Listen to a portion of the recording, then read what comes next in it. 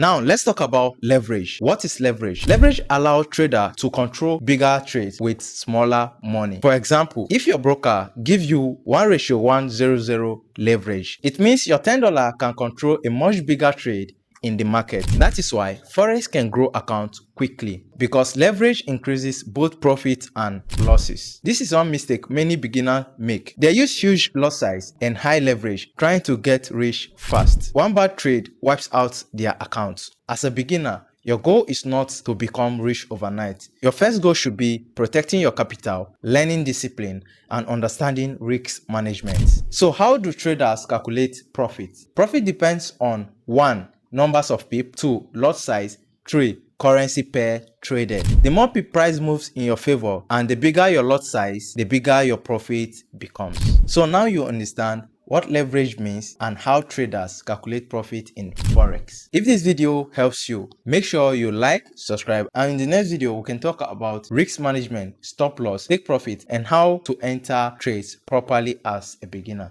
So I'll see you in my next video.